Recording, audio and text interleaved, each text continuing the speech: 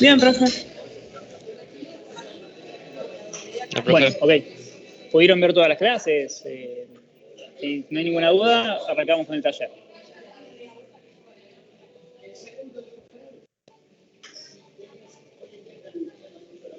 Qué poco vieron las clases, chicos. Bueno, arrancamos entonces con el taller. Profe, sí. Yo tengo una duda. Bueno, yo también tengo dudas.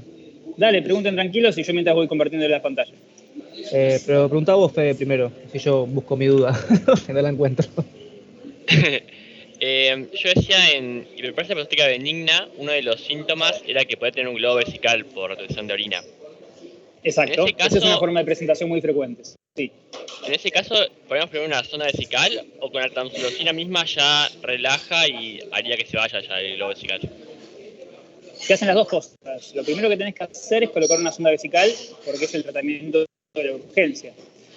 Vos ahí evacuás el globo vesical y al paciente lo vas a mandar con sonda vesical a su casa. Además de la sonda vesical, se va a ir tomando tamsulosina, porque el efecto de la tamsulosina tarda aproximadamente 7 días en tener una buena efectividad. Entonces, digamos, le ahorrás al paciente esos días hasta que vaya al consultor y empiece a iniciar la tamsulosina. Así que sí, la respuesta es las dos. Se coloca la sonda vesical como primer tratamiento y el paciente empieza ese mismo día a tomar tamsulosina. Ah, bien, perfecto. Ok. Bueno, ¿cómo le va, profe? Yo tengo una duda. Sí. ¿Se me escucha bien? Perfecto. Bien, en el tratamiento del priapismo, usted nombró el tratamiento de bajo flujo, pero no nombró el tratamiento en los casos de priapismo de alto flujo. Y quería saber qué se hace en ese caso. Bueno, es algo muy finito. En el tratamiento de alto flujo, lo que uno sospecha es que hay una fístula arteriovenosa.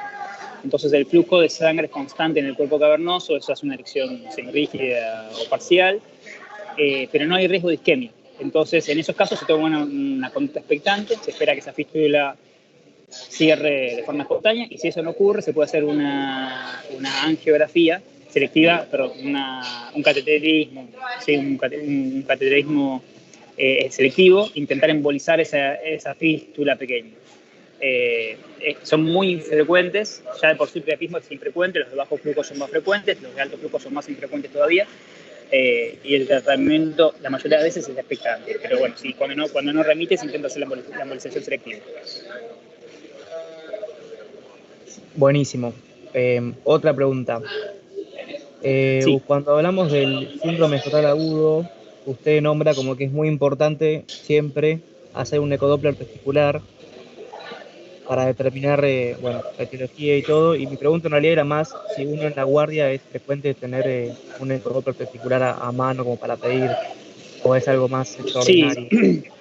Totalmente. Y la importancia de esa clase de recalcar la ecografía como método de diagnóstico general para la patología escrotal es que es de fácil acceso. En la mayoría de las guardias hay un ecografista de guardia. La diferencia entre la ecografía y el ecodoppler es simplemente un botón en el software. Es decir, que el ecografista apriete un botoncito y entonces empieza a ver el flujo de los vasos. Pero cualquier equipo básico suele tener Doppler en una guardia. Así que básicamente esa es la importancia. La patología escrotal el 90% de las veces no es nada y puede ser patologías ambulatorias, pero hay un porcentaje de pacientes que tienen condiciones graves que requieren internación y cirugía y si uno da de alta a esos pacientes hay complicaciones serias. Sí, sobre todo las torsiones testiculares, ¿no? Son chicos jóvenes que pierden un testículo, y eso habitualmente lleva a la lisis de ese mismo testículo, se rompe la barrera hematotesticular y muchas veces hay respuesta inflamatoria contra el otro testículo después. Entonces son chicos jóvenes que tal vez terminen infértiles, no porque no tengan testículos, sino por esto que les cuento de la barrera hematotesticular, perdón. Básicamente porque nadie les diagnosticó a tiempo ni les trató a tiempo, cuando es algo bastante sencillo de resolver si se diagnostica de forma correcta. Buenísimo, gracias, profe. Profe, una consulta. En Sí. litiasis decía que en Wallace hacía una radiografía del árbol urinario y que en consulta era el urograma excretor. ¿Eso es lo mismo o es distinto? Mira, eso, ¿dónde lo leíste? ¿La clase no? Sí, en la clase estaba. Bueno, entonces por ahí lo expresé mal. El concepto está. Vos tenés dos opciones en una guardia para un cólico renal. El cólico renal es una situación de guardia, siempre. Es raro verlo en un consultorio, pero uno lo debe tratar por guardia. En el cólico renal hay dos opciones. Una es hacer una radiografía de árbol urinario y una ecografía. Entonces uno puede ver la hidronefrosis en el caso de que el hito esté en tránsito y esté generando hidronefrosis, con la ecografía, y en el caso de que el hito sea grande uno puede ver el hito en tránsito. Es raro, la sensibilidad es baja, la especificidad también, pero uno lo puede ver. El gol estándar siempre es la tomografía, el cólico renal. Pero es cierto que a veces es más difícil tener acceso a una tomografía. Y las tomografías no siempre, digamos, las de guardia no están informadas, digamos, no siempre está ahí que las vea. Y ver un hito en tránsito a veces es algo difícil. Entonces uno tiene las dos opciones. O pide una ecografía y una radiografía de árbol urinario o pide una tomografía. La ecografía es fácil porque siempre hay una ecografista que la hace, entonces ya viene informada que está hidronefrótico. Uno no va a ver la piedra con la ecografía, lo que va a ver es la hidronefrosis condicionada por el hito en tránsito. Pero el tratamiento del cólico o el diagnóstico del cólico renal se hace de esa manera. Se hace la clínica más una imagen que confirme. Y ahí, como te decía, tenés los dos pares. O le haces una eco y una RX o le haces una tomografía que es el gol estándar. Ah, bien, perfecto.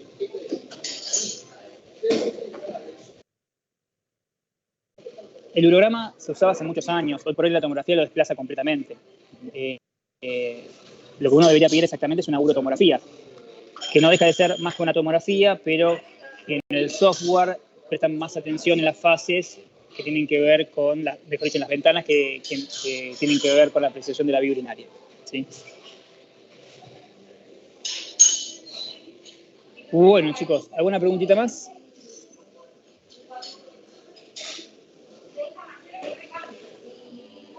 Bien, bueno, arrancamos. Igual muchas de estas preguntas las volvemos a ver en los temas. Sí. ¿Se puede grabar el taller? Sí, no hay problema. Creo que lo ponen ustedes, ¿no?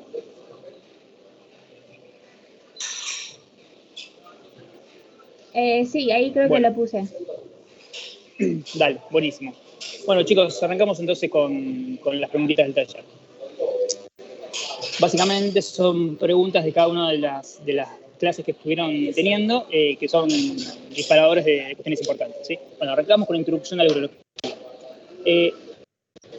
Chicos, ¿cuál es la localización de los riñones y cuáles son sus relaciones anatómicas? Son retroperitoneales. Bien, es fundamental entender que son retroperitoneales, porque los riñones, cuando tienen traumatismos, se encuentran en el retroperitoneo junto con los grandes vasos. Y el retroperitoneo es una cavidad virtual. Esto genera que cuando hay un sangrado, el hematoma se contenga y ese mismo hematoma se puede organizar y muchas veces contener el sangrado. Y esa es la causa por la cual tenemos pacientes con traumatismos renales graves que tenemos la posibilidad de operarlos o que sobreviven justamente por eso. Bien. ¿Cuáles son los 3 sitios de estrechamiento ureteral fisiológico?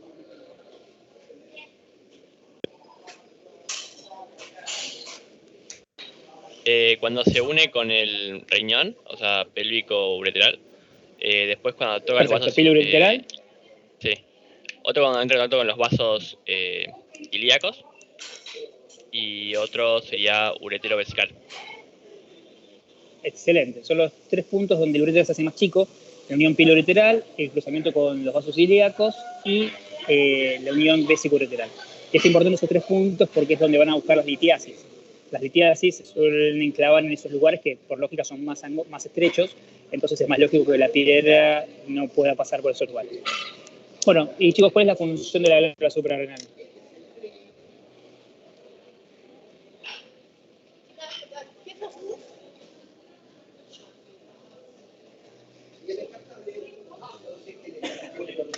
¡Qué silencio! La glándula suprarrenal es un órgano, chicos.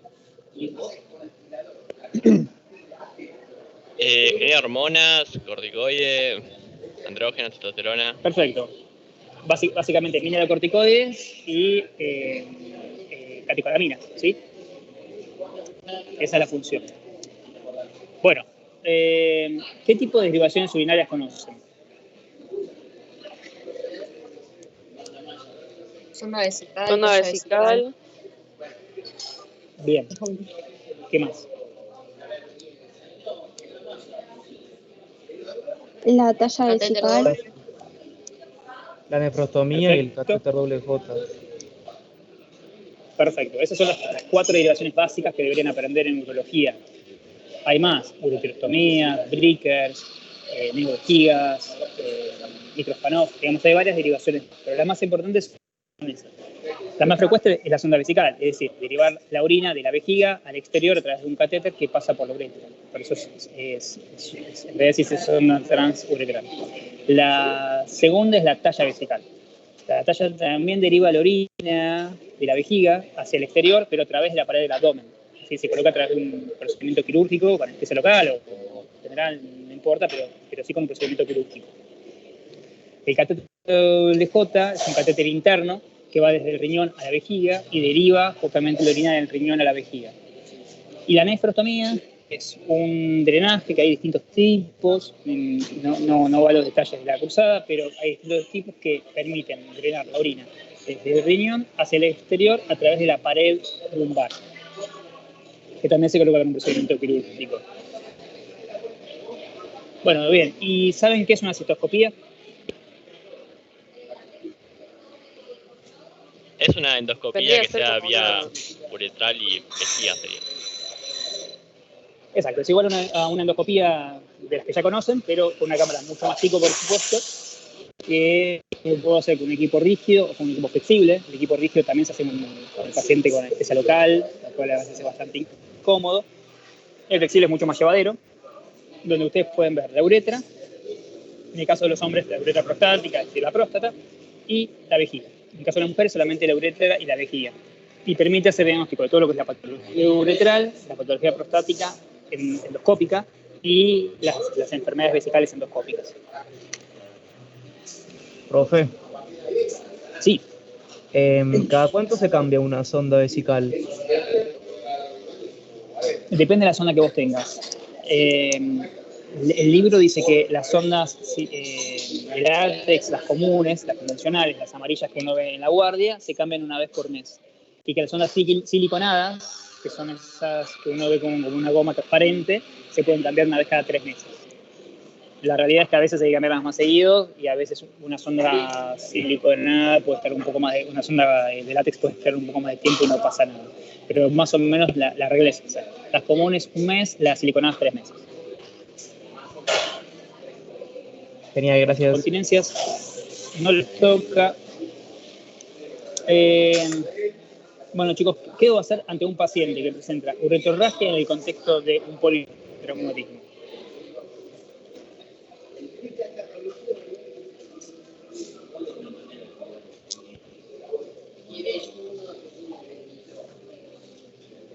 Básicamente el caso es, ustedes están en la guardia, entra un paciente con un politraumatismo, un accidente de moto, el paciente entra inmovilizado, lo exponen, que es lo que uno siempre tiene que hacer en un politraumatismo como ABC, lo exponen y cuando le quitan la ropa interior ven que hay sangrado espontáneo de la uretra. ¿Sí? Eso se define como uretrorragia, que no es lo mismo que la hematuria. ¿Saben cuál es la diferencia entre la hematuria y la uretrorragia? Lo que yo entendí es que la uretrorragia como que es una lesión propia de la sangre, viene de una lesión de la uretra, y la hematuria es un origen de cualquier parte de la vía, pero es en la orina, actualmente. Está perfecto y esa sería la definición fisiopatológica, digamos, de la hematuria. Pero al examen clínico, ¿cómo diferencian una hematuria de una uretrorragia? Que la uretrorragia es independiente del acto miccional. Exacto, es espontáneo. Entonces el paciente sangre directamente por la uretra. Por eso mancha la ropa interior. Si un paciente tiene un sangrado en la orina, en alguna parte de la vía urinaria, esa sangre está con la orina. Entonces, si el esfínter es continente, el paciente no se va a manchar. El paciente se va a dar cuenta que hay sangre cuando orina. En este caso, no. Directamente la sangre se encuentra saliendo de forma espontánea. Porque justamente es después del esfínter, y como después del esfínter no hay continencia. ¿Sí? Entonces, en este paciente, ustedes lo exponen y encuentran que presenta uretrorragia. ¿Cuál es la conducta que tomarían? pongo una talla vesical. ¿No era que había que hacer una cisto-uretografía? Y Exacto, según bueno. estaba confirmado, se ponía la talla vesical. Claro, es como decir, como dijo la última, nuestra compañera, que no tengo el nombre. Lo primero que uno tiene que hacer es sospechar que hay una lesión en la uretra. En los pacientes con politraumatismo, todos requieren un sondaje vesical porque hay que hacer un control diurético estricto, porque el principal signo de sangrado es la oliguria. Entonces es importante ver cuánto orina un paciente policontuso, porque puede tener una hemorragia interna, que se esté reclutando líquido, y yo de la única forma que me voy a dar cuenta de forma temprana es por su ritmo diurético. Entonces la sonda y el control diurético estricto lo necesitan. Si el paciente tiene uretrorragia, debo sospechar que tiene una lesión en la uretra. Y si yo intento colocar una sonda en una uretra lesionada, puedo complicar más la situación. Entonces, lo ideal es hacer una cistografía. Si la cistografía descarta la lesión de uretra, le puedo colocar una sonda vesical. En cambio, si la cistografía confirma que tengo una lesión seria de uretra, lo que tengo que hacer es colocar una talla vesical y eventualmente en un segundo tiempo ver cómo voy a resolver esa lesión de uretra, que muchas veces es algo muy complejo. El concepto está, si ustedes ven un paciente con uretrorragia, hay que tener mucho cuidado cuando se intenta un sondaje vesical. Lo ideal es siempre hacer una cistografía previa. Bueno, bien. Bueno, patología penescrotal. Está en la guardia, se presenta un paciente masculino de 11 años con dolor testicular agudo, derecho de 3 horas de evolución. ¿Sí? ¿Qué conducta tomarían? ¿Cuál es el diagnóstico presuntivo? ¿Qué harían con este caso? Y por la edad pensaría una torsión testicular. Perfecto. ¿Qué otro síntoma, o mejor dicho, qué esperarías un signo de PREN positivo, un signo de PREN negativo? El PREN sería negativo, que es una de las diferencias con la orquipedimitis, me parece, ¿o no? Perfecto, clarísimo. Es medio confuso entender lo del PREN, ¿sí? El signo de PREN es positivo cuando el dolor calma, cuando hay ascenso testicular. Es decir, el paciente está con dolor, se ascienden los testículos y inmediatamente el dolor calma. Eso es un signo de PREN positivo y eso es típico de las orquitis.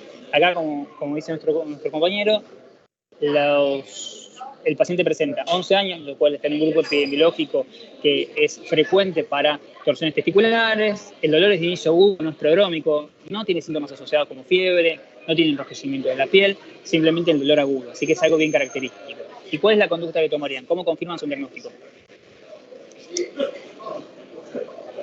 ¿Lo palpo? Un Doppler. El examen físico, fundamental, por supuesto. Pero el examen físico ya existe ya te diste cuenta que tenés positivo, lo puedes palpar, puedes sentir que el testículo está ascendido, puedes palpar el epidimo de forma anterior, pero digamos, son dos signos que tienen una especificidad baja. El diagnóstico definitivo se hace con la ecografía. El ecodoppler, como dijeron hace un ratito, es el gold estándar para este tipo de enfermedades. ¿Y esto puede esperar? ¿Es un ecodoppler que puede esperar o hay que hacerlo de forma inmediata? No, inmediato. Hay que hacerlo inmediato. Exacto, porque ustedes el tiempo que tienen para llevar a ese paciente a quirófano es de 6 horas. ¿Por qué? Porque ese testículo... ¿No se usa? El centellograma, no. El centellograma se usaba para investigación, es verdad que es muy bueno para determinar esquema testicular, pero un centellograma es un estudio que ustedes necesitan una cámara gamma. O sea, es algo que no van a tener nunca a disposición. Y en cambio el ecodoble, como les decía, está en todos lados, es muy sencillo de hacer, cualquier ecografista lo puede hacer sin ningún inconveniente y les da un rápido diagnóstico. Sobre todo en esta enfermedad que ustedes tienen que correr, porque ese testículo se encuentra en isquemia. Como les comentaba al principio de la clase, el riesgo de ese paciente es no que pierda ese testículo, sino que se rompa la barrera hematotesticular y que su cuerpo genera autoanticuerpos contra el otro testículo. Entonces ese paciente de 11 años está jugando su fertilidad. Ese es el riesgo, esa es la circunstancia de urgencia que hay que tratar. De hecho, muchas veces nosotros operamos pacientes con 2 días, 3 días de erosión testicular, que ya sabemos que ese testículo no funciona, pero sí lo operamos para sacárselo, para que no haya una lisis y para que tenga menos probabilidades de generar este síndrome. ¿Y por qué la urgencia? Porque se considera que un testículo puede revertir su isquemia hasta 6 horas. Después de 6 horas ya se cree que está necrótico y viable. Lo que hacemos es, hacemos una abordaje escrotal Lo inspeccionamos, lo calentamos con gasas calientes y con agua y vemos si recupera el color cuando uno lo distorsiona. Si no recupera el color, se hace la orquiectomía. Bueno, otro caso. Paciente masculino de 17 años, presenta aumento indoloro escrotal derecho de 3 meses de evolución. Al examen físico se constata masa indolora. ¿Qué conducta tomarían? ¿Qué es lo que piensan? Lo más frecuente sería un hidrocele, pero tengo entendido que los tumores con hidrocele sería muy difícil de palpar, entonces voy a pensar más. Pediría una ecografía. Bueno, perfecto. Siempre que hay una ecografía, es el concepto de pene escrotal que me gustaría que se lleven todos. Ante la duda, siempre ecografía, es sensible, es específico, es barato y no irradia. Los chicos de 17, o sea, el grupo etario de gente, de los adultos jóvenes, hay que pensar siempre que haya una masa, en este caso se describe una masa de aumento indoloro, ¿sí?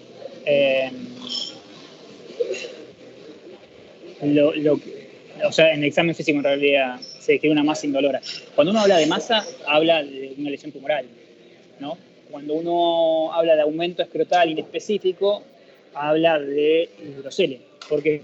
Porque una cosa es que el escroto aumente de volumen y otra cosa es que el escroto tenga el mismo volumen y además cuando uno palpa el testículo tenga una lesión agregada.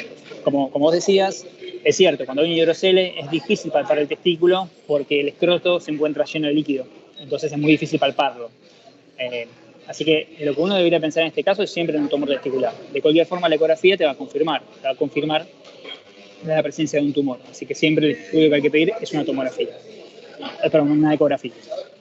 La importancia con los tumores sí. No, perdón, termina, profe. La importancia de los tumores testiculares es que son oncológicamente, tienen un comportamiento agresivo y rápidamente metastizan. Y hablamos de pacientes jóvenes, 17, 15, 20, 30 años. Entonces es muy importante, se considera una especie de urgencia oncológica, son pacientes que inmediatamente que se diagnostican se internan y se intentan operar lo antes posible. Si bien es cierto que el comportamiento es agresivo, también es cierto que la cirugía radical es altamente efectiva y que si hay metástasis son responderes a la quimioterapia y a la radioterapia. Y esto tiene que ver con su origen celular. Como la mayoría corresponden a un origen celular de células reproductivas, es decir, células que tienen ciclos mitóticos cortos, son muy sensibles a fármacos que finalizan ese ciclo. Entonces son células que así como que se desarrollan y crecen rápidamente, también mueren rápidamente. Así que bueno, eso es un poco la urgencia de los tumores testiculares. Sí, había una pregunta. Sí, yo acá podría pensar en una varicocele. Bueno, el varicocele se presenta distinto. ¿Vieron las fotos de la clase? Las fotos de las clases se presentan o se describen como un saco de gusanos. Esa es la descripción clásica. La realidad es que no son más que varices del cordón del testículo. Entonces, eso se palpa las venas. Si uno se acostumbra a palpar el cordón, todos los cordones, el cordón está compuesto por venas, por arterias y por nervios, ¿sí? Y el principal componente son las arterias, todo esto envuelto en un músculo. Cuando estas venas se dilatan, tal vez de una forma ya más patológica, se llama varicocele. ¿Sí? El varicocele se palpa en el escroto, en la parte superior, pero solo en el cordón. ¿Sí? No lo confundirían con una masa testicular.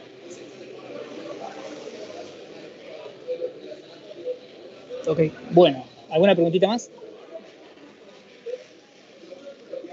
Ok, bueno, recuerden que siempre es importante tomar una muestra de sangre para determinar marcadores antes de operarlos, porque esos marcadores les van a permitir a ustedes saber ver si se negativizan o no en el postoperatorio, y de esa forma inferir o no que el paciente se encuentra sin carga tumoral metastásica.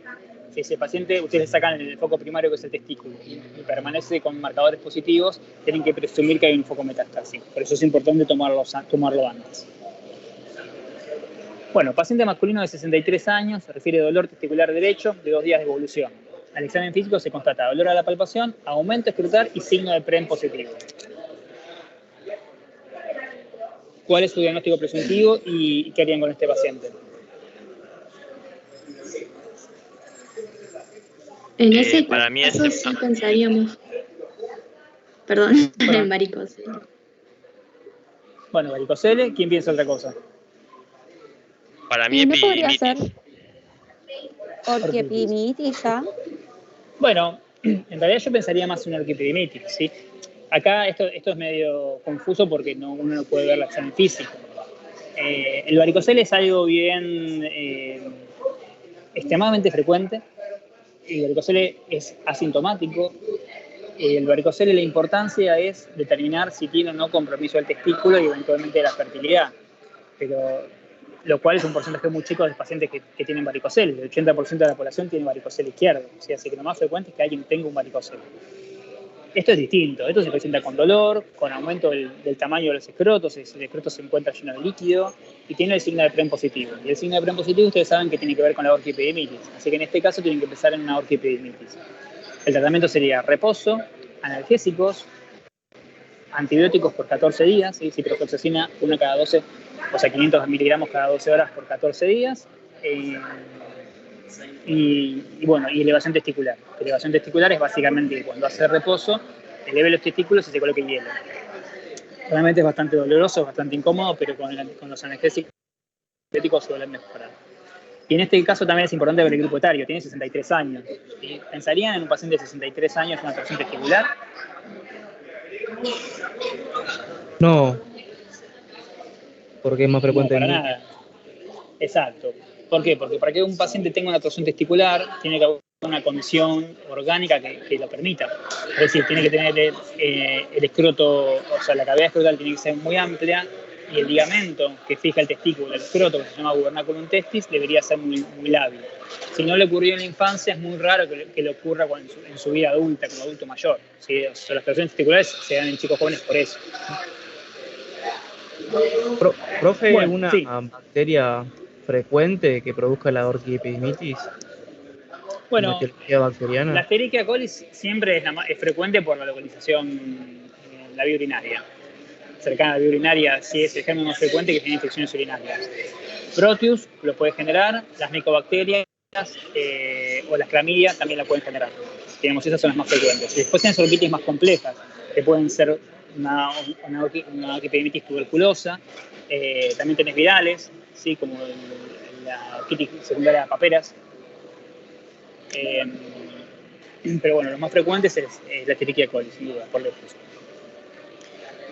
¿Qué ocurre? Uno en las orquiepididimitis no puede obtener aislamiento bacteriano, así que el tratamiento es siempre empírico. Si ustedes no piden un cultivo un espermocultivo para diagnosticar una orquiepididimitis. El diagnóstico de la orquiepididimitis es clínico e imaginológico. ¿Sí? No hay forma de tener un aislamiento de la bacteria que se encuentra en el testículo. Uno puede inferir, porque si uno pide un cultivo y el cultivo da positivo de algún germen, puede inferir que ese mismo germen que se encuentra en la vía urinaria es el que está colonizando el testículo, pero uno no lo puede asegurar.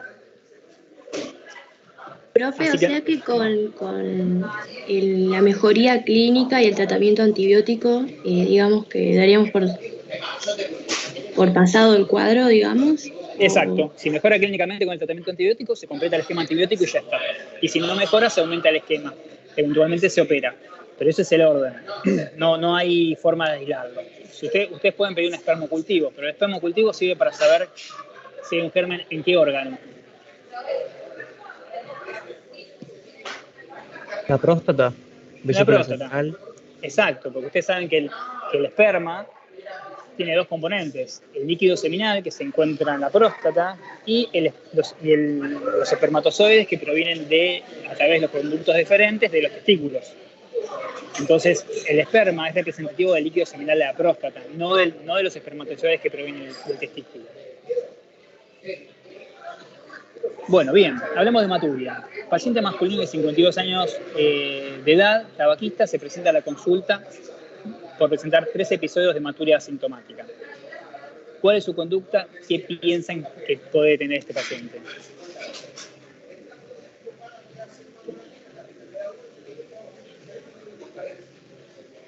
Un tumor vesical por el tema de tabaquismo. Perfecto, porque además tiene varias cosas. Tiene 52 años, es hombre, es tabaquista y tiene 3 episodios de lo que nosotros llamamos hematuria asintomática. Si la hematuria es un signo, Pero los urólogos, cuando no tienen ningún otro signo o síntoma asociado, lo tratamos como un síndrome y le decimos hematuria asintomática. Es decir, una característica de una persona que hay que estudiar y que tiene varias etiologías y que nosotros las ordenamos en el orden de frecuencia para saber qué estudios pedir. Porque una persona puede tener una hematuria asintomática por varias cosas. Entonces, lo que nosotros tenemos que saber es en el orden de frecuencia cuál es el estudio más probable que me vaya a dar un diagnóstico positivo para evitar una batería de estudios sin sentido. Bien, lo primero que hay que pensar es un pólipo vesical, como dijeron. Ahora, ¿qué estudios le pedirían a un paciente con hematuria asintomática pensando esto, no pensando en un pólipo vesical? Cistoscopía. Bien, cistoscopía. Y algo más me falta. La ecografía. Exacto. Y no se puede hacer una sin la otra. O sea que la respuesta correcta es cistoscopía y ecografía. O ecografía y cistoscopía. Las dos. ¿Sí? Esa es la respuesta correcta. La cistoscopía sirve para ver la patología endovesical, como decíamos antes. Es decir, si el paciente tiene un pólipo, yo lo voy a confirmar. Pero no me permite descartar enfermedad en el riñón. Entonces, yo le hago una ecografía a un paciente, una cistoscopía a un paciente, diagnostico un pólipo vesical, yo no sé si no tiene un tumor sincrónico en alguno de sus riñones. Entonces, sí o sí necesito la ecografía. En cambio, yo le hago una ecografía a un paciente que está con hematuria y diagnostico un tumor renal, yo no sé si tiene siembras en la vejiga. Entonces, necesito hacerle sí o sí la cistoscopía. Siempre hay que hacer los dos estudios. Bueno, muy bien. Otro caso, paciente masculino de 63 años, se presenta a la guardia con hematuria franca y tensión abdominal. Constatan que tiene un globo vesical. ¿Qué conducta toman y cómo lo estudiaríamos?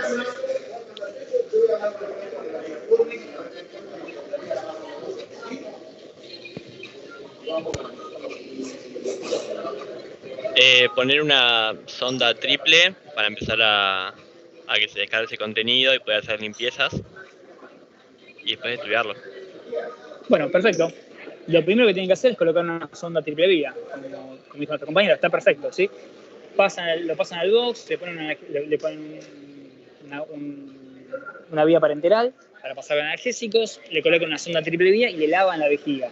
Eso que comentás como limpieza, nosotros decimos lavado vesical, que básicamente es introducir líquido en la vejiga y sacarlo con presión negativa, y eso hace que uno pueda aspirar los coágulos. Cuando digo coágulos, es cualquier cantidad de coágulos. La vejiga, hay vejigas de 200, de 500, hasta de 1000 mililitros de capacidad, ¿sí? Eso es en estos pacientes crónicos, y la cantidad de coágulos que se pueden agregar es altísima. Lo que uno tiene que hacer es desbloquearlo porque el paciente está con muchísimo dolor, ¿sí? El globo vesical es una enfermedad que motiva a la guardia de forma urgente, son estos pacientes que vienen golpeando la puerta, te palpan el abdomen inmediatamente cuando lo constatan, son pacientes que ellos relatan claramente que no pueden orinar. Así que es bastante fácil de diagnosticarlo. No hay que perder mucho tiempo, se toma una sonda vesical y se le coloca la sonda vesical. Y después eventualmente se hace el mismo estudio que hablábamos antes, no deja de ser una hematuria, así que hay que hacer una ecografía renovesicoprostática y una cistoscopía. Bueno, prostatismo. Se presenta a la guardia un paciente de 72 años de edad que refiere imposibilidad de emisión de 6 horas de evolución asociado a fuerte dolor en el hipogastrio. De nuevo, ¿cuál es la conducta que tomarían? También se puede apuntar el globo vesical y habría que poner una sonda para Exacto. hacer el vaciado palpitino. Bien, y es importante tener un concepto con esto, ¿no? Cuando ustedes colocan una sonda vesical en un paciente que tiene una retención aguda de orina, tienen que entender que ese paciente se encuentra con una distensión forzada de su vejiga por varias horas. Si ustedes generan un vaciado abrupto de esa vejiga, la vejiga que se encuentra en hiperextensión, rápidamente se contrae, porque ustedes lo están vaciando de una forma agresiva. Y eso puede generar que se desgarren las paredes de la vejiga. Ese desgarro genera una hematuria y esa hematuria nosotros la llamamos hematuria ex vacco. Esa hematuria puede ser seria en muchos casos y es difícil de controlar. Entonces, la forma de prevenirla es, ustedes colocan una sonda vesical en un paciente con una retención aguda de orina y hacen un vaciado intermitente. Esto significa, vacían 200, 300 mililitros, clampean la sonda, al paciente ya se le va el dolor, esperan 10 minutos y clampean 200, 300 mililitros más y repiten los ciclos hasta conseguir el vaciado vesical completo. Sí, las hematurías de vacos pueden ser peligrosas, te lo digo por experiencia. Los pacientes se pueden complicar de forma seria. Así que es importante que hagan el evacuado intermitente. Bueno, a este paciente le colocan una sonda vesical, lo van a externar, lo van a mandar a su casa, ¿sí? Porque el paciente, si no tiene un deterioro muy serio de la función renal, se puede ir a su casa sin problemas. Si no tiene hematura, también se puede ir a su casa sin problemas. Y se va tomando medicación. Como charlábamos antes, se va tomando tamsulusina. La tamsulusina se considera que más o menos 7 días uno debe esperar a que haga un buen efecto. A los 7 días uno hará una prueba miccional y se verá si alcanza o no alcanza con la medicación para que el paciente orine. Si el paciente puede orinar, bueno, después se tratará como un paciente prostático crónico y se estudiará por consultorio. Y si el paciente no puede orinar a pesar de la tamsulusina, hay que plantearle un tratamiento quirúrgico, ¿sí? Bueno, ¿cuál es el tratamiento farmacológico para el prostatismo? Hablamos de la tamsulusina recién. ¿Saben qué hace la tamsulusina?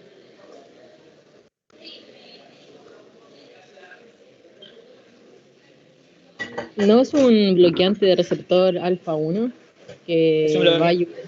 ¿Ah? Perfecto, es un bloqueante alfa 1 selectivo y lo que genera es relaja el cuello de la vejiga. Ahora, yo les pregunto, ¿la tamsulusina tiene algún efecto a largo plazo en condiciones curativas para el paciente? Es decir, ¿cura a los pacientes? No, es como sintomático. Va La respuesta claro. es exacto. La respuesta es clara, es no, es sintomático. La tamsulusina permite vaciar mejor y resolver, en tanto en cuanto se encuentra el fármaco en la sangre, de una forma transitoria, la situación obstructiva del paciente, pero no lo cura. No es que porque tengo el paciente de 6 meses de tamsulusina después va a estar mejor. No. Ahora, hay otro fármaco que sí han demostrado con una efectividad baja, pero ha demostrado mejorar la condición de forma permanente de los prostáticos. ¿Cuál es ese fármaco o cuál es la familia de ese fármaco? ¿El finasteride? El finasteride, el tosteride, que es los inhibidores de la 5-alfa reductasa. Esa droga genera la disminución del metabolito de testosterona a dihidrotestosterona, que es el metabolito activo de la testosterona. Entonces hay menos crecimiento prostático. Se considera que puede haber una reducción del volumen prostático y es la única droga que demostró, después de un año de tratamiento, disminuir la incidencia de cirugías o la incidencia de complicaciones en los pacientes prostáticos crónicos. Así que ese es un concepto importante que tengan. La tamsulusina influye directamente en el tratamiento sintomático, pero no cura, y el dutasteride tiene una intención curativa, por decirlo de alguna manera, o sea, mejora la evolución de la enfermedad a largo plazo, pero no genera una incidencia directa con los síntomas de forma inmediata. ¿Sí? Bien. Bueno, cuando falla el tratamiento médico, hay que tomar un tratamiento. ¿Qué tratamientos quirúrgicos conocen?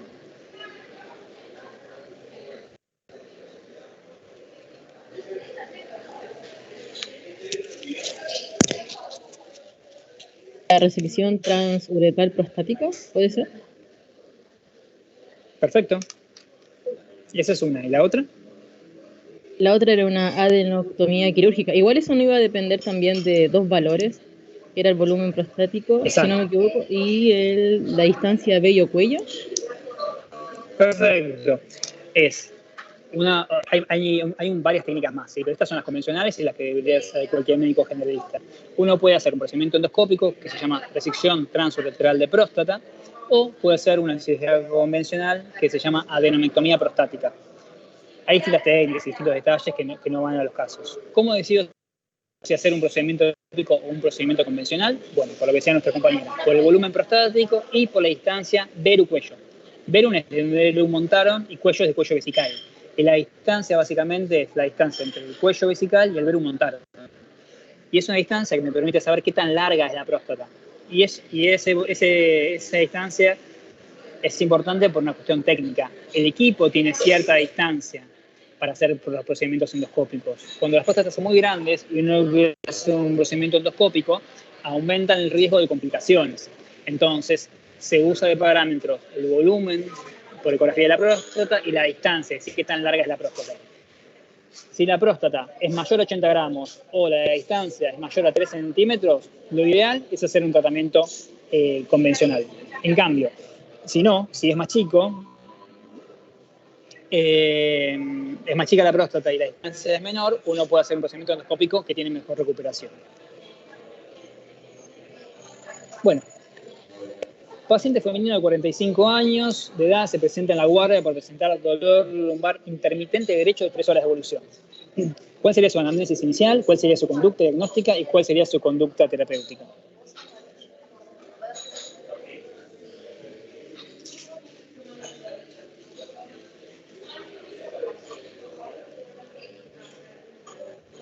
Una Podría litiasis, pensar. ¿Qué le digamos. preguntan en un paso? Sí, todos piensan en cólico renal. Sí, pero ¿qué le preguntamos a un cólico renal? ¿Cómo describirían un cólico renal? Tendría que dolerle como en la zona lumbar, que puede irradiar hacia parte anterior y genital, y es como que va y Bien. viene, como intermitente, no es como continuo. Bien, perfecto. Hay un signo que suelen agregar los cólicos renales. ¿Alguien sabe cuál es?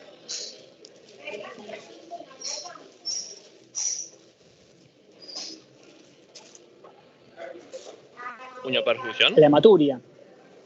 No, la puniopercusión es más describir la nefritis y la verdad que es un signo bastante inespecífico.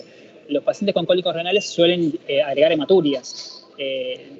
No siempre las perciben porque la mayoría de las veces son microhematurias, pero si uno tiene alguna duda de un dolor lumbar, le puede pedir un seguimiento urinario y la hematuria puede ayudar en el diagnóstico. Es un dolor lumbar intermitente que irradia hacia región anterior. Si irradia hacia posterior, uno tiene que empezar en una lumbalgia, que es algo distinto. Otro detalle muy importante es que no generan posición antálgica, es decir, que no hay ninguna posición ni que los calme ni que el dolor empeore. Y también otro detalle importante es no generan impotencia funcional. El paciente cuando está sin dolor se puede mover, se puede agachar, puede hacer absolutamente todo.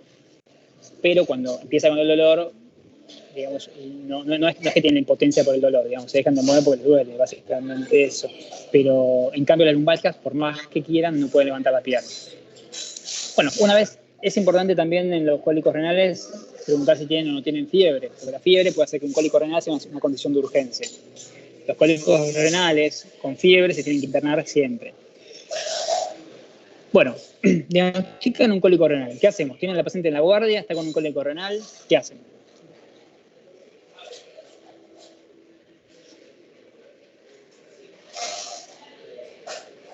Si sospechamos litiasis, creo que el gol estándar era el ATAC, en contraste, ¿no? Bueno, esa es la parte diagnóstica, está muy bien. Si yo puedo, le hago una tomografía y si no tengo nadie que me ayude a ver la tomografía, le puedo hacer una ecografía y una RX. Ahora, antes, ¿qué hago con el paciente en la guardia? Lo tengo sentado en la silla en el consultorio, en la guardia, enfrente de mí. ¿Cuál es la primera conducta que tiene que tomar?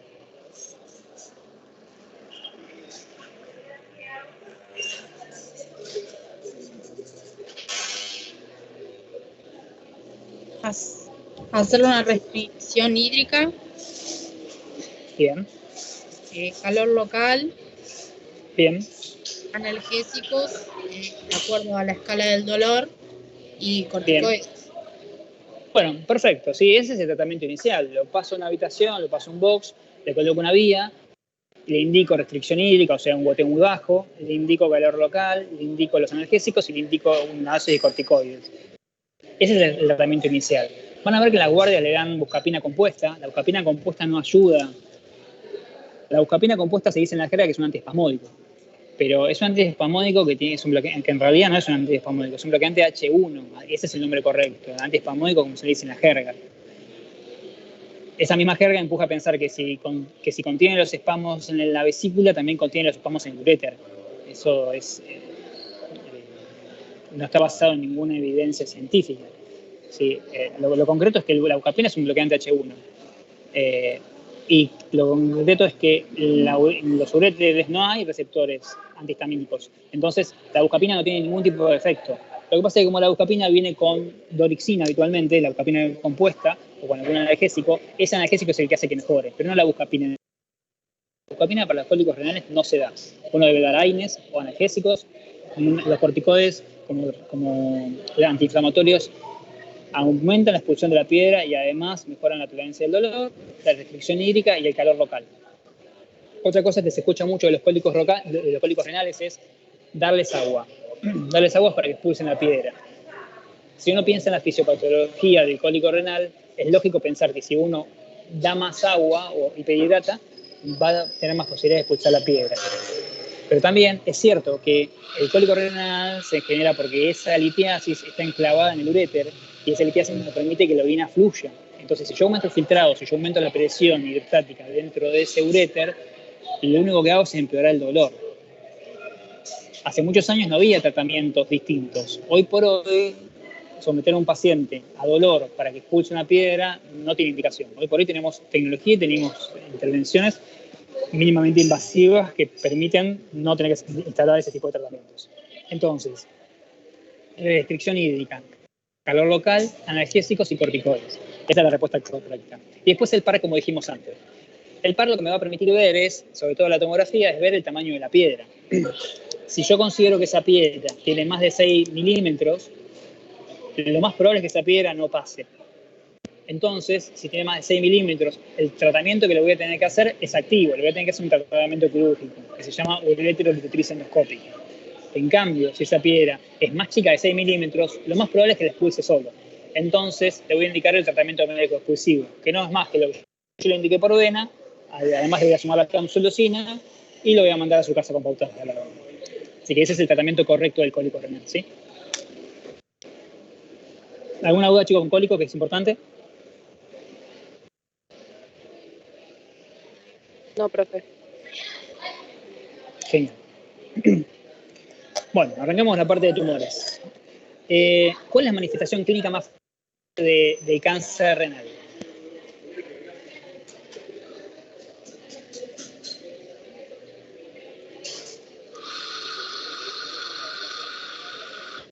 Generalmente son asintomáticos y se enteran por visitas de... Perfecto, esa es la respuesta perfecta. La manifestación clínica más frecuente del cáncer renal es asintomático. Entiendan que cuando uno estudia por datos positivos, porque es más fácil. Es más fácil pensar que un tumor renal da hematuria que un tumor renal es asintomático, porque uno en la estructura mental siempre busca los datos positivos. Pero los datos negativos muchas veces es la manifestación más frecuente. Entonces, epidemiológicamente y semiológicamente es muy importante que tengan la frecuencia de los síntomas bien claras, ¿sí? Los tumores renales son asintomáticos, casi siempre. De hecho, la gran mayoría de los tumores urológicos suelen ser asintomáticos las primeras etapas, excepto en condiciones avanzadas. Los tumores renales no son excepción, son siempre asintomáticos. Cuando progresan, dan otro tipo de síntomas locales en condiciones avanzadas, que es la hematuria, la masa palpable y la lumbalgia. Y esos tres se llaman tríada de Bouillon. Hace mucho tiempo solo se diagnosticaban con esos tres síntomas los tumores renales, pero hace mucho tiempo no existían las ecografías ni las tomografías. Hoy por hoy los pacientes se presentan con incidentalomas, es decir, lesiones completamente asintomáticas que son un hallazgo en una tomografía o en una ecografía que se pide de rutina o por otra enfermedad. Así que esa es la manifestación más frecuente. Cuando avanza la enfermedad, los pacientes pueden tener síntomas paraneoplásicos, como el síndrome de Stauffer, hipertensión, trombosis venosas profundas, ¿sí? Trombocitopenias también, o pueden tener síntomas B, como caquexia, pérdida de peso, o inclusive síntomas secundarios a las lesiones metastásicas, como una fractura patológica. Pero la manifestación más frecuente es que son asintomáticos. Así que muy bien esa respuesta. Bueno, cáncer de próstata. ¿Qué tipo de tratamiento conoce para el cáncer de próstata localizado en pacientes menores de 70 años?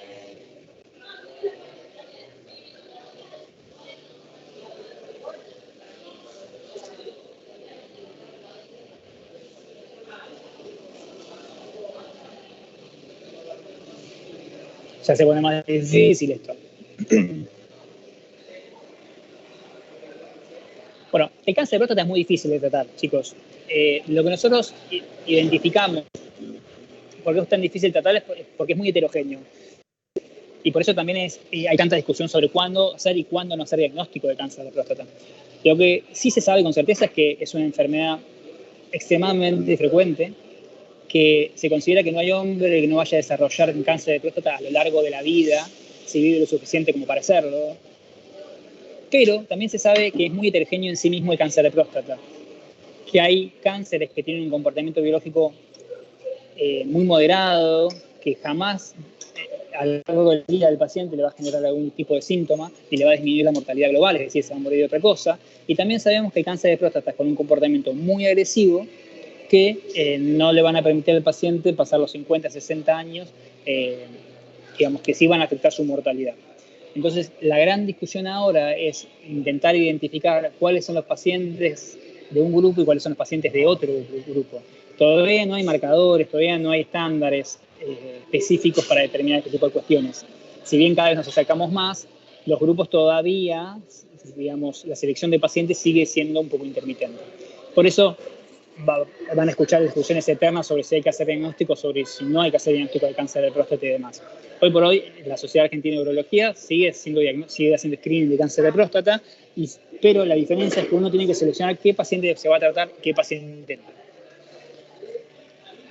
Es mucho más complejo de lo que tienen en la clase, uno los determina según el grado de Gleason, según el PSA, según el grado de invasión local, y determina qué riesgo de progresión tiene ese paciente con un score que se llama DAMI.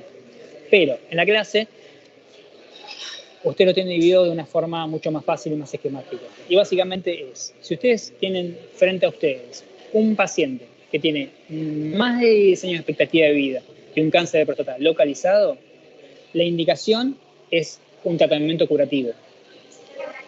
¿Y por qué digo más de 10 años de expectativa de vida? Porque se supone que cualquier cáncer de próstata dejado a su libre albedrío, sin ningún tipo de intervención, no da menos de 10 años de expectativa de vida. Entonces, si yo sé, por ejemplo, que un paciente tiene un cáncer de páncreas, que la expectativa de vida es de 6 meses a 1 año, no tiene ningún sentido que yo le haga un tratamiento a su cáncer de próstata. Simplemente tengo que respetarlo.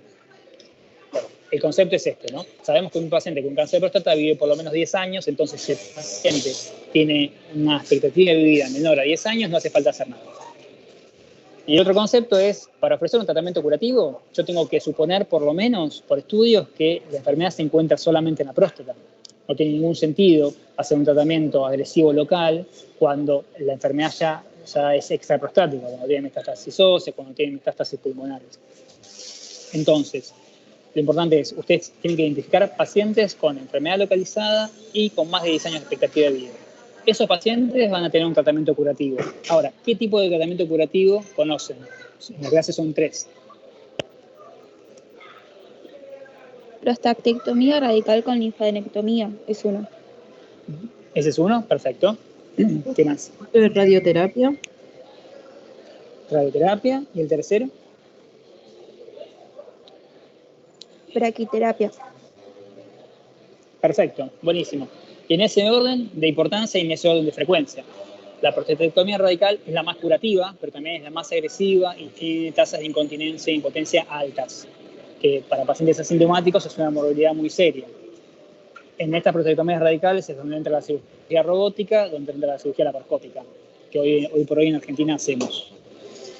La radioterapia es menos curativa, no tanto, pero un poco menos curativa que la prostatectomía radical, pero tiene menos morbilidades. Si bien las tiene, las morbilidades son más prodrómicas y se viven de otra manera, digamos, no es un evento agudo radical, sino que es algo más prodrómico que se instala de a poco, digamos. No dejan de ser serias e incómodas cuando aparecen, pero son menos frecuentes que en la prostatectomía radical. Y por último, la braquiterapia, ya mucho menos frecuente, se hace en Argentina y que consiste en colocar unas semillas con radiación radiactiva dentro de la próstata, pero se hace solamente en pacientes seleccionados y la verdad que no es un tratamiento muy frecuente que implementemos. Tuvo su auge hace un par de años, la realidad es que ya se está dejando usar bastante. Bueno, y los pacientes que no son candidatos a cirugías radicales curativas, son candidatos a bloqueo hormonal con fármacos, ¿sí? En realidad uno lo puede hacer de forma quirúrgica, es decir, castrando al paciente, quitando ambos testículos, o con fármacos. Los fármacos son tan buenos como la castración quirúrgica. Hay fármacos que actúan de forma periférica y hay fármacos que actúan de forma central. Los que actúan de forma central habitualmente son los agonistas de la hormona liberadora de gonadotrofinas, como el Prolide, y los que actúan de forma periférica son bloqueantes de la testosterona, como por ejemplo la bicalutamida. Bueno, cáncer de vejiga. ¿Qué tipo de tratamiento indicarían en un paciente con diagnóstico de cáncer de vejiga superficial de bajo grado?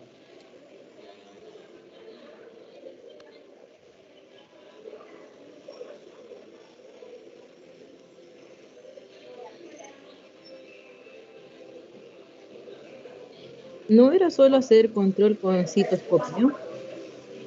Perfecto. Control con cistoscopía es la respuesta correcta. Recuerden que la historia en los cánceres de vejiga siempre es habitual. O sea, son pacientes que hacen hematurías asintomáticas, le indican la ecografía y la citoscopía, en las citoscopías en el diagnóstico del pólipo, le indican la resección transuretral de vejiga, o RTV, le decimos los urólogos. Eso lo van a mandar a estudiar y después lo van a ver al paciente en el consultorio con la anatomía patológica. En esa anatomía patológica ustedes van a ver dos grandes cosas. Por un lado, si infiltra o si no infiltra el músculo. ¿Por qué? Porque si no infiltra el músculo es un carcinoma superficial. Y si infiltra el músculo detrusor, es un carcinoma invasor. Si es un carcinoma superficial, yo además voy a ver la celularidad que tiene, es decir, el grado de indiferenciación celular. Lo voy a clasificar en alto grado y en bajo grado. Hay dos clasificaciones más, pero no son importantes. Las más importantes si es bajo o alto grado. Si es de alto grado, voy a tener que hacer una adyuvancia con quimioterapia intravesical, que se llama BCG, que no es más que colocar BCG dentro de la vejiga. Con una sondita se coloca dentro de la vejiga y no suele tener mayor síntoma o incomodidad que la colocación de la medicación. Y si es de bajo grado, lo voy a controlar solamente con citoscopías, como decía nuestro compañero. En cambio, por otro lado, si es una enfermedad invasora, lo que tengo que ver es si es un paciente candidato o no a una cirugía radical, porque es una cirugía extremadamente radical. Los pacientes que tienen cáncer de vejiga invasor, les tenemos que sacar la vejiga, les tenemos que sacar la próstata, en el caso de los hombres, los ganglios periféricos, que son muchos, y hacer una neovejiga. Habitualmente la hacemos con intestino. En cambio, en las mujeres sacamos la vejiga, sacamos el útero, sacamos los anexos, sacamos la cara anterior de la vagina, sacamos todos los ganglios y también hacemos una neovejiga. Sí, son cirugías muy morbilizantes. Entonces hay que ver si el paciente es o no es candidato a cirugía. Bueno, muy bien. Chicos, ¿cuál es la manifestación clínica más frecuente del cáncer testicular?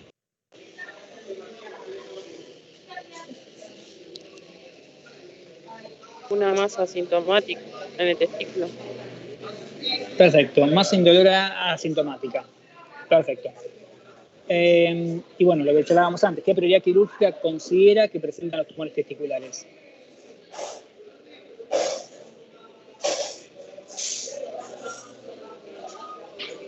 Y la pregunta va es, digamos, ¿hay que operarlos con urgencia? ¿Es algo que puede esperar? ¿Los estadificamos antes y después los operamos? ¿Cómo es la conducta que uno toma? Se consideraba una patología oncológica porque podía ser, o sea, tenía mayor diseminación por ser de células germinales.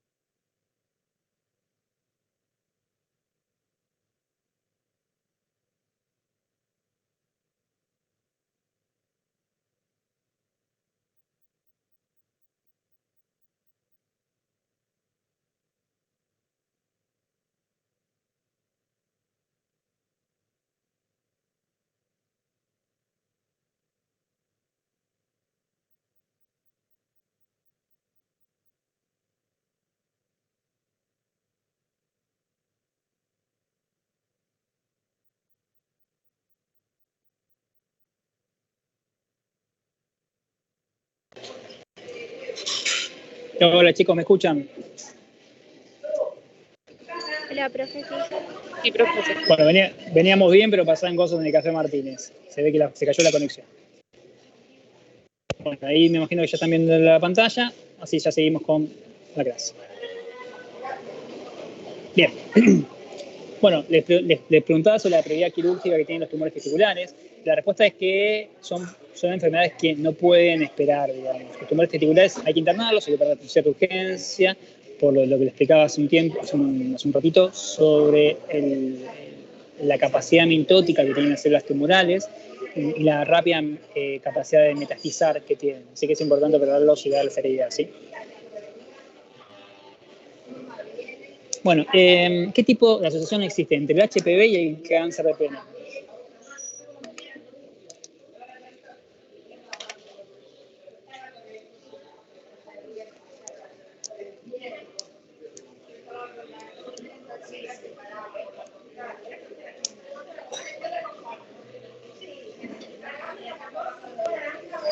Digo, ¿tienen algo que ver? ¿Tienen algún tipo de relación el HPV y el cáncer de pene? Sabemos que el HPV es el principal causante del cáncer de cuello de útero y créanme, es increíble la cantidad de chicas jóvenes que todavía mueren en provincia de Buenos Aires. No hablo del interior profundo, hablo de provincia de Buenos Aires por cáncer de cuello de útero. Es increíble, desgraciadamente. Ahora, el HPV, ¿ustedes consideran que tiene algún tipo de relación con el cáncer de testículo, de pene? ¿No era un factor de riesgo? Es una estancia perineoplásica, así que sí, la respuesta es exactamente lo mismo que en las mujeres. La gran diferencia es que los hombres tenemos el órgano expuesto, entonces la mayoría de las veces las verrugas motivan la consulta.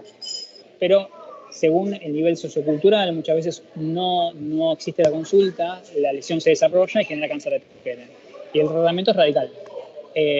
La evolución es tan mala como en cáncer de cuello de útero, o sea, los pacientes que tienen cáncer de pene, la tasa de mortalidad es altísima, sobre todo si no están localizados. Si están localizados pueden tener chances. La cirugía es muy morbilizante, como habrán visto en la clase, penectomía parcial, penectomía radical, más linfadenectomía inguinal, superficial y profunda, o sea, son cirugías muy morbilizantes. Y los pacientes que tienen ya lesiones no localizadas con ganglios, la verdad que la sobrevida global a los 5 años es malísima, así que bueno, son enfermedades que bastante complejas. Bueno, chicos, nada, eso fue el taller. La idea era pasar por todos los temas y generar situaciones para aclarar temas y generar preguntas. ¿Me quieren hacer alguna pregunta más? ¿Me quieren hacer Sí. Tengo una última duda de ITU. Sí, en la clase vimos como las fármacos se podían dar en una embarazada y cuáles no. ¿La ceftriaxona se puede o no se podría dar en embarazadas? La ceftriaxona se puede dar en mujeres embarazadas, sí. Ah, porque como estaba justo en las indicaciones, no estaba en indicaciones y tampoco en contraindicaciones, entonces me quedó justo ese fármaco en medio. Sí, se puede dar. Lo que no puedes dar es Bactrim Forte, que en realidad tenés que ver el trimestre, pero en condiciones generales hay que intentar no darla. No se pueden dar tetraciclinas, no se puede dar ciprofloxacina. Pero sí puedes dar cefalosporinas, puedes dar sin problemas, sí. Así que la cefalexina se puede.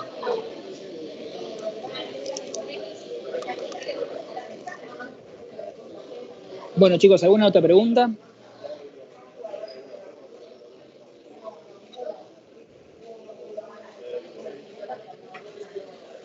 No, profe. Ok.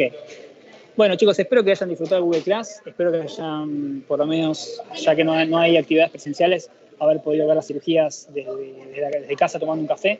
Creo que eso también aporta.